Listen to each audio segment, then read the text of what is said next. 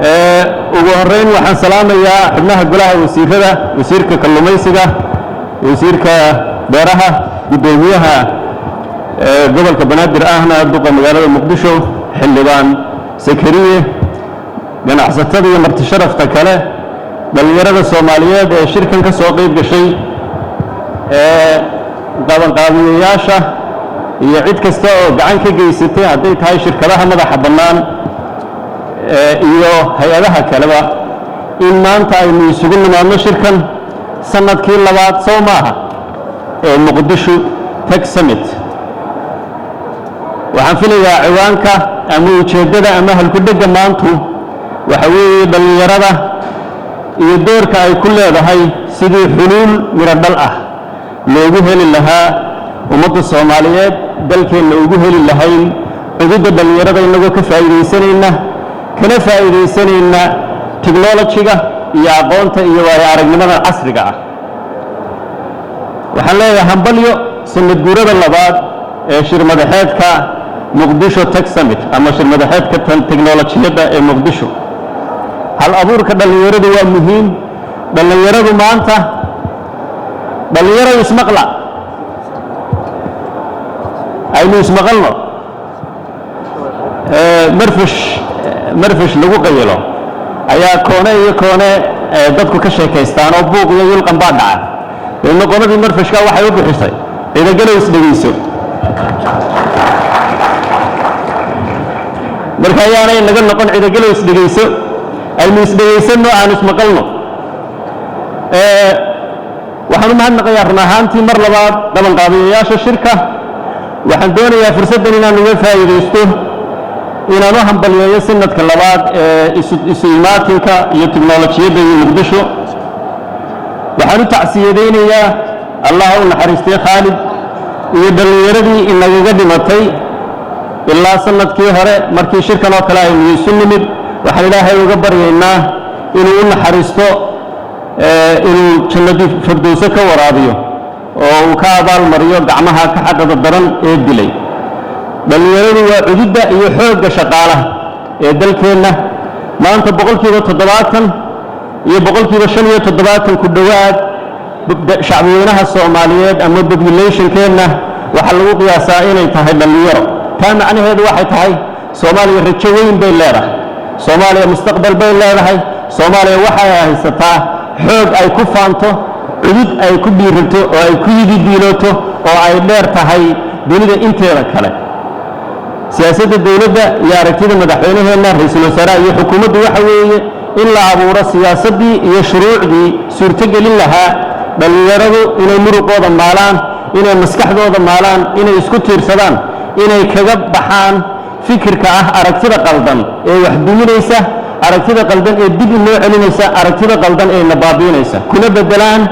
aragtida saxda ah ee toosan oo ay ka mid tahay tamaanta aynu isugu nimid shirkado Soomaaliyeed dhalinyaro Soomaaliyeed oo cududda iyo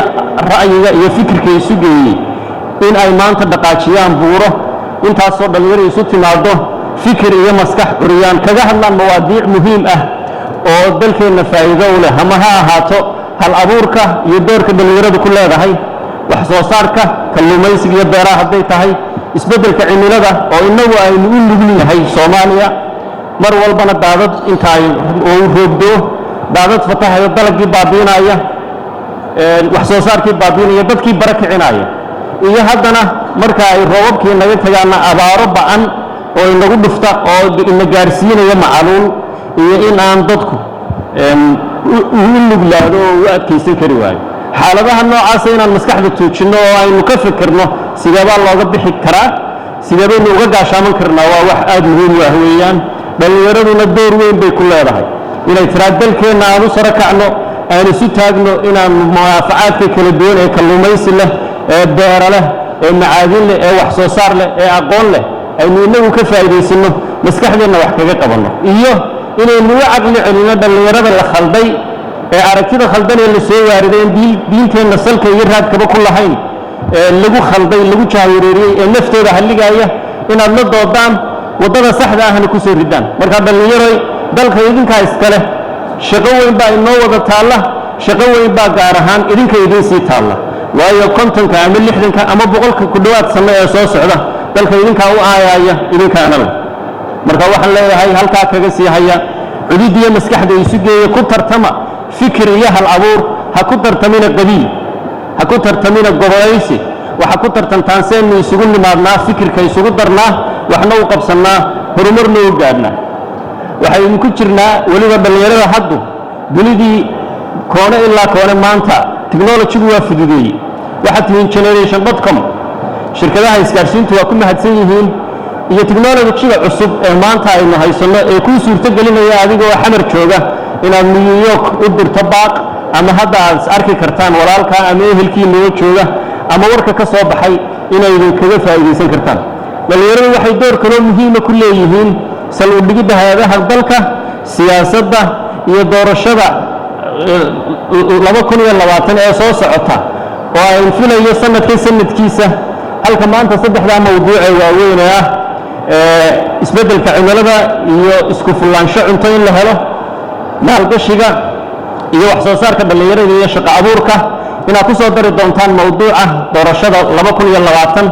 ama 2020 sidee loo gaari karaa doorasho xor ah oo xalaal ah oo hal qof iyo hal cod ah doorka dhalinyaradu muxuu yahay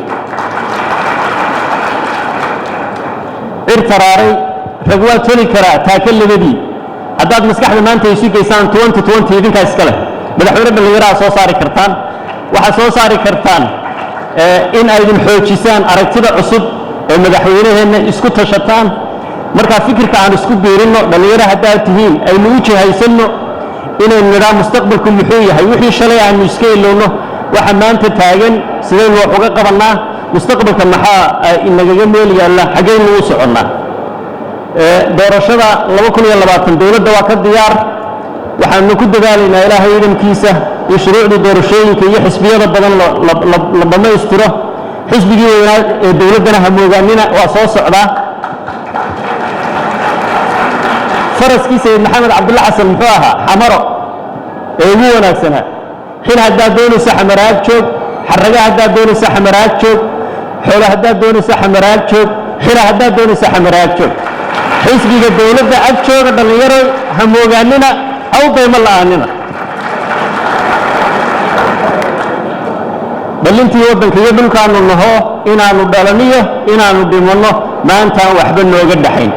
shirweynaha muqdisho ee teknolojiyada ee sanadkiisii labaad aynu galnay ha guulaysto ummadda soomaaliyeed ha guulaysato shacwinaha soomaaliyeed dhammaan ha guulaystaan dowladnimadeennu ha adkaato ha guulaysato dhalinyarta soomaaliyeedna ha guulaysato shirweynahani si rasmiya ayuu loogu furan yahay waa mahadsantihiin wasalaamu calaykum waraxmatullahi wabarakaatu